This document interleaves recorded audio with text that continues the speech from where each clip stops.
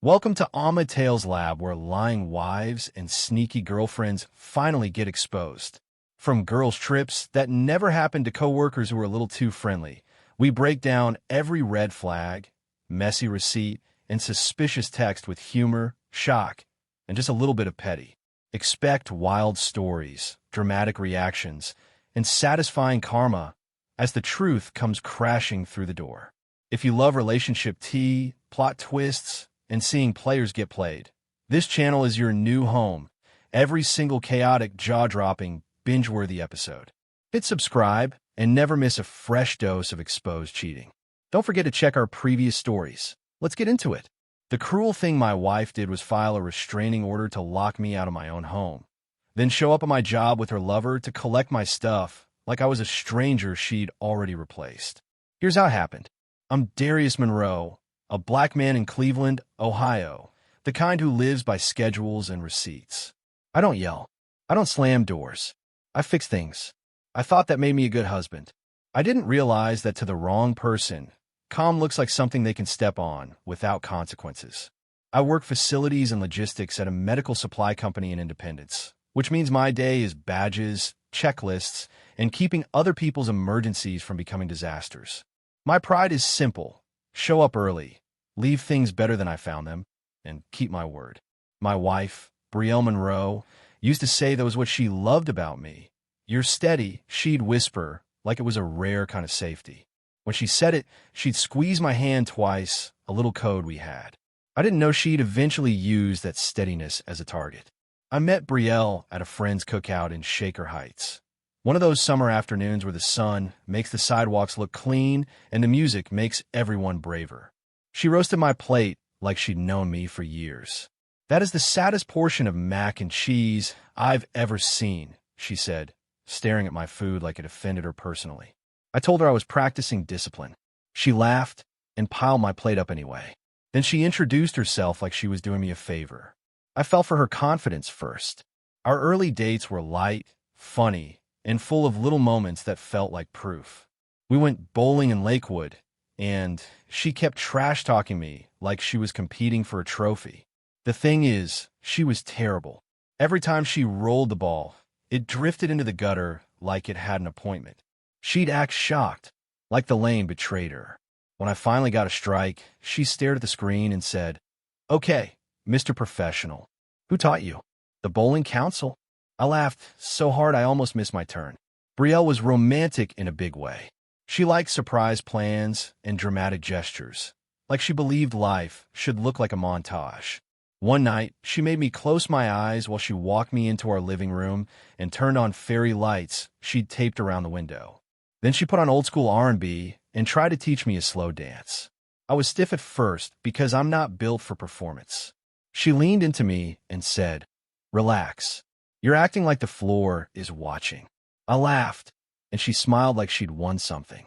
We got married at a small venue in downtown Cleveland, with my mom tearing up and my cousins clowning me in the parking lot like it was tradition. Brielle looked beautiful, and for a while, I felt chosen. We built routines, Sunday groceries, weekday meal prep, late-night movies with the captions on because she couldn't miss a single word. When I'd come home tired, she'd put my head in her lap and trace the lines in my palm like she could read my future. I believed her tenderness was real. I didn't see the parts that were rehearsed.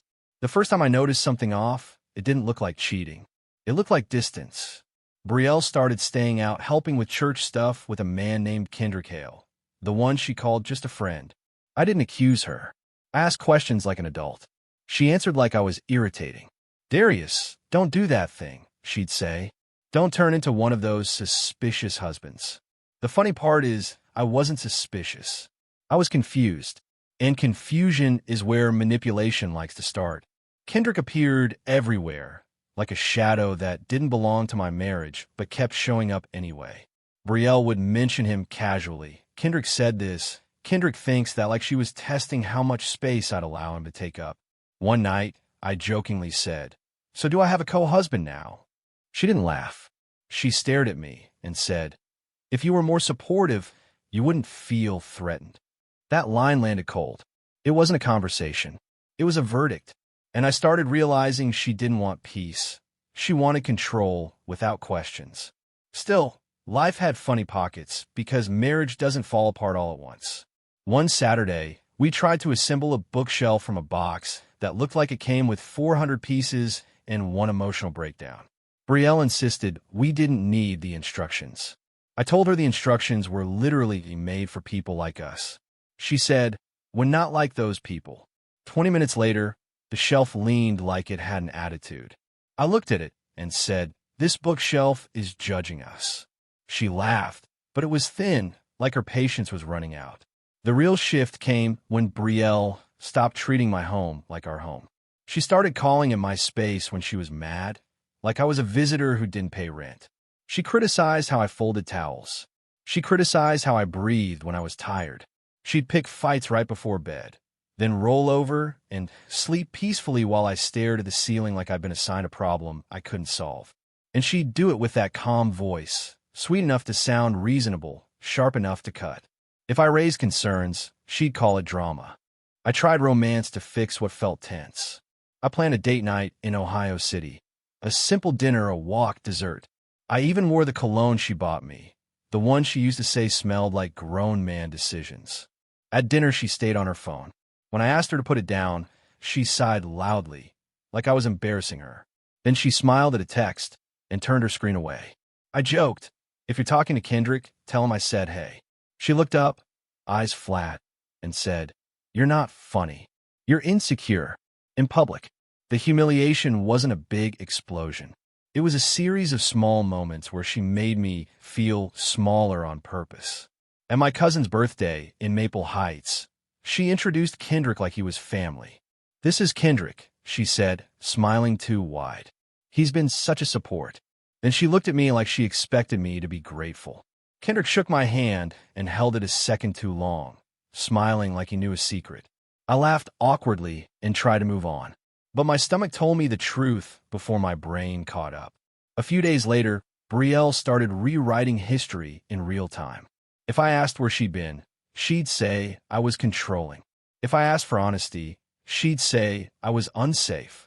That word, unsafe, kept showing up in arguments, and it didn't match reality. I've never put my hands on anyone. I don't throw things. I don't threaten. I'm the guy who steps outside to cool down. But she used that word like a weapon because she knew what it could do. And she used it with confidence that scared me. The night before everything snapped, Briel baited me in our kitchen. She stood by the counter, eating grapes, calm like a person watching a show. "I'm tired of you," she said softly, like she was talking about a broken appliance. "I deserve more." I asked, "More what?" She shrugged. "More excitement. More support.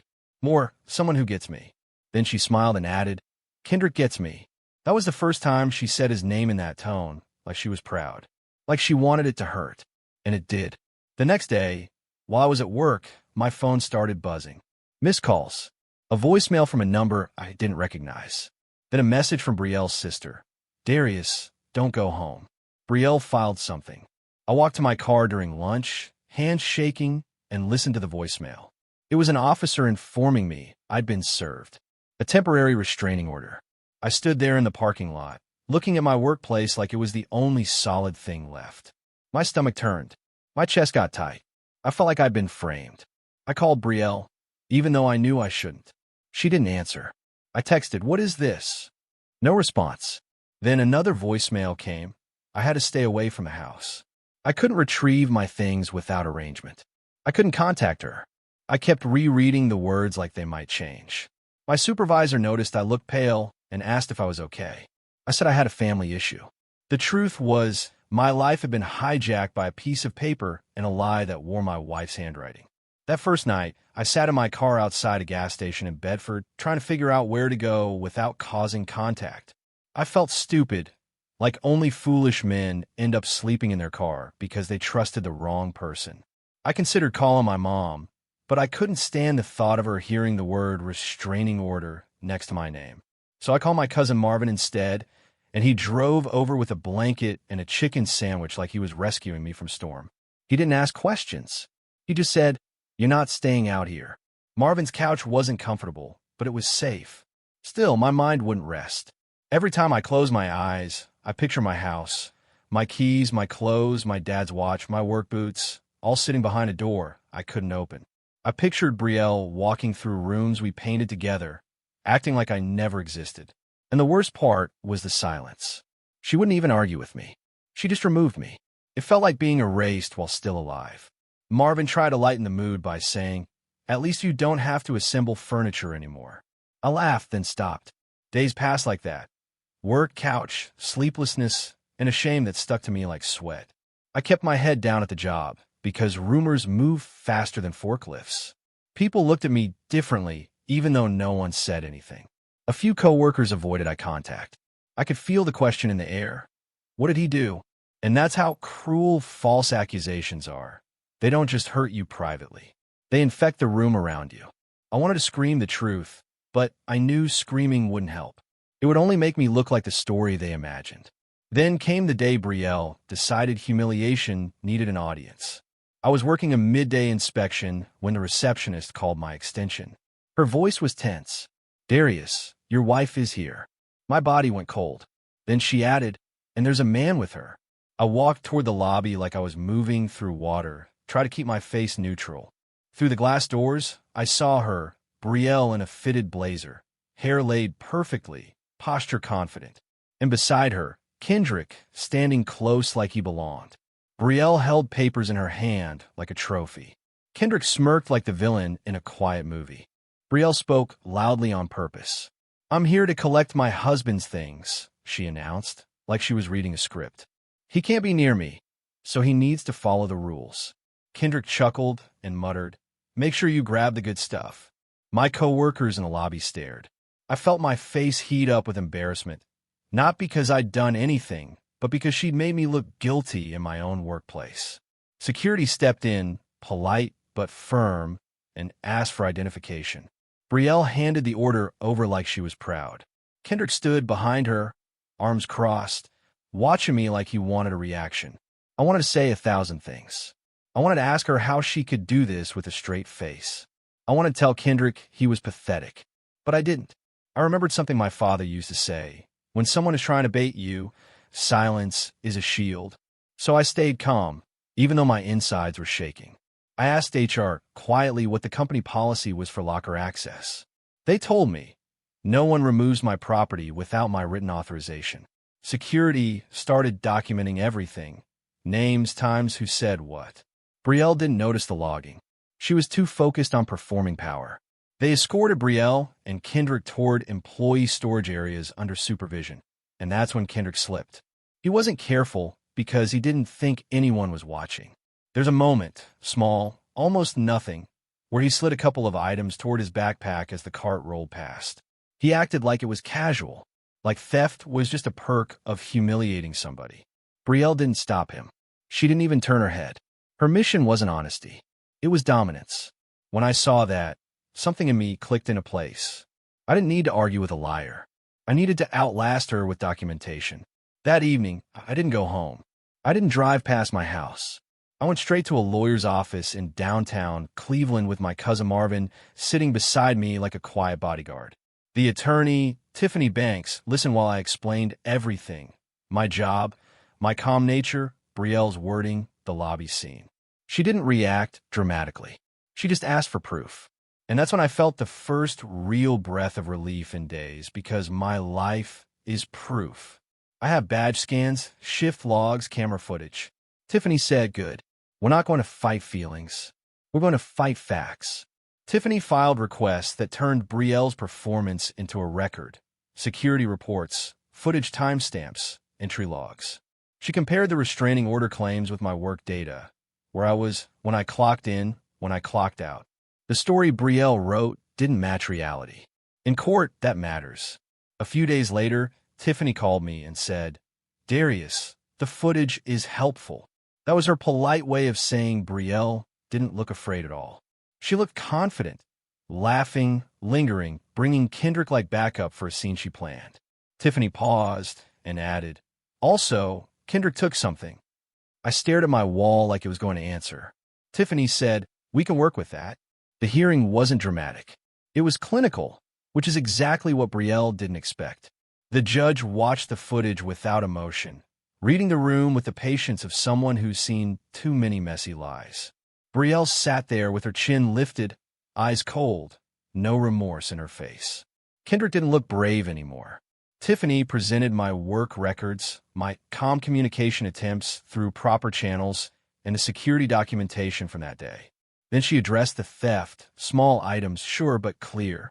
The judge asked Briel a few direct questions. Briel answered like she was annoyed. That attitude backfired. The temporary order was dissolved. Not because I begged, but because her story collapsed under evidence. Outside the courtroom, Briel didn't apologize. She didn't even look embarrassed. She rolled her eyes like accountability was rude.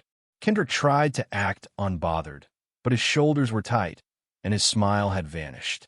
Later, I learned he had to deal with the consequences of that theft report because it happened on a secured site with documentation. Briel texted me after court like nothing happened, not to say sorry, but to ask what I was planning to do. That's when I understood. She didn't want closure.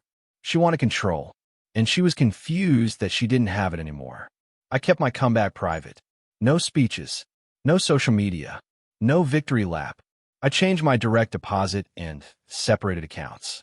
I secured my documents and moved with quiet urgency, like a man rebuilding a house while the storm still rumbles. I found a clean apartment in Shaker Heights, simple and peaceful. Good light, quiet neighbors, no memories stuck in the corners. Marvin helped me carry boxes and crack jokes the whole time. At one point, he held up a lamp and said, "You sure you want this? It looks like it belongs in a dentist's office." I laughed so hard I had to sit down. It was the first time laughter didn't feel like survival. Healing came in ordinary moments. I bought new work boots and realized I didn't have to retrieve every old item to reclaim myself. I cooked breakfast without criticism. I watched a movie without someone acting irritated by my presence.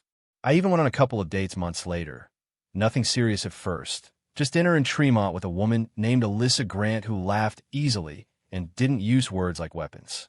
When I told her I was learning to trust again, she said, "That's real. Take your time." She didn't pry. She didn't test me. She just offered kindness like it was normal. That felt almost unfamiliar.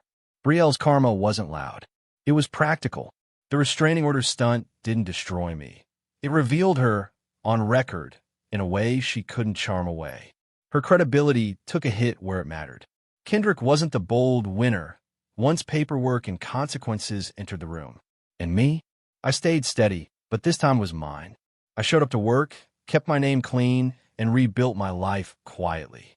When Brielle realized I wouldn't fight for her, wouldn't chase, wouldn't react, she lost the thing she truly wanted, access to my peace. My transformation wasn't public. It was permanent. If you enjoyed this story, please like, comment, and share this video with your friends. Subscribe and turn on the notification bell so you never miss a powerful story drop.